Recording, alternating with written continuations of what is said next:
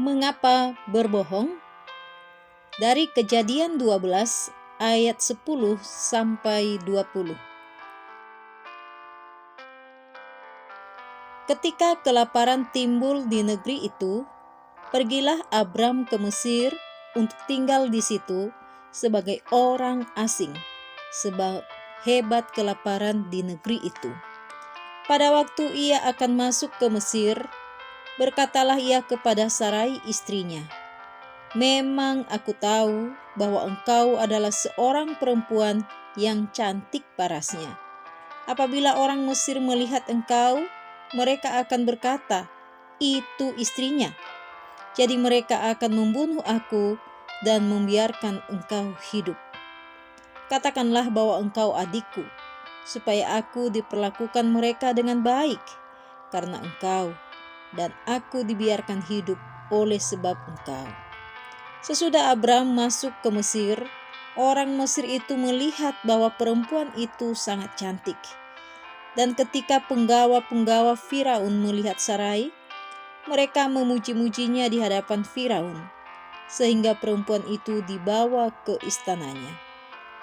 Firaun menyambut Abram dengan baik-baik karena ia mengingini perempuan itu, dan Abram mendapat kambing domba, lembu sapi, keledai jantan, budak laki-laki dan perempuan, keledai betina, dan unta.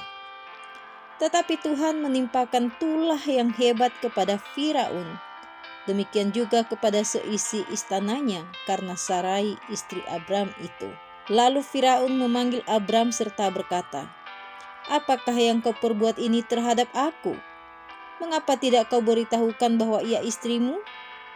Mengapa engkau katakan dia adikmu, sehingga aku mengambilnya menjadi istriku? Sekarang inilah istrimu, ambillah dan pergilah." Lalu Firaun memerintahkan beberapa orang untuk mengantarkan Abram pergi bersama-sama dengan istrinya dan segala kepunyaannya. Mengapa berbohong? Apakah pernah kamu berbohong? Kalau kamu mengatakan ya, berarti kamu mengaku sebagai orang yang berdosa. Jika kamu menjawab tidak, artinya kamu sedang melakukan kebohongan besar. Walaupun semua orang pernah melakukan, bukan berarti berbohong adalah hal yang wajar dan biasa. Di hadapan Tuhan, bohong itu dosa. Menurutmu mengapa orang berbohong? Karena gengsi? Takut? Terdesak? Kebiasaan? Atau apa? Bukannya beriman kepada Allah yang menjanjikan berkat, Abraham malah dengan caranya sendiri mengungsi ke Mesir ketika bencana kelaparan hebat menimpa Kanaan. Masalah pun muncul di sana. Abram jatuh dalam dosa kebohongan dengan menyuruh Sarai istrinya mengaku sebagai saudarinya. Mengapa Abram berbohong? Ia berbohong karena ketakutannya yang berlebihan. Ia takut orang Mesir akan membunuhnya karena ia memiliki istri yang cantik seperti Sarai. Allah pun harus campur tangan dengan mengirimkan tulah atas Firaun dan seisi istananya, sehingga Sarai aman. Kadangkala kita jatuh dalam dosa kebohongan karena terdesak. Untuk menutupi kesalahan itu, kita akan berpikir, tidak ada yang tahu. Orang lain mungkin tidak mengetahui kebohongan kita, tetapi Allah tahu. Oleh karena itu, mintalah agar Tuhan memampukan kita untuk hidup jujur dan benar. Jikalau terlanjur berbohong, ketika kita menyesal dan merasa bersalah, itu sebagai tanda hati nurani kita masih peka terhadap dosa.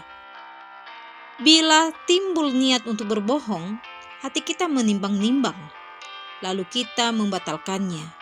Itu berarti kita sudah menang atas dosa. Tetapi celakalah jika setelah berbohong, kita tidak merasa bersalah dan menyesal.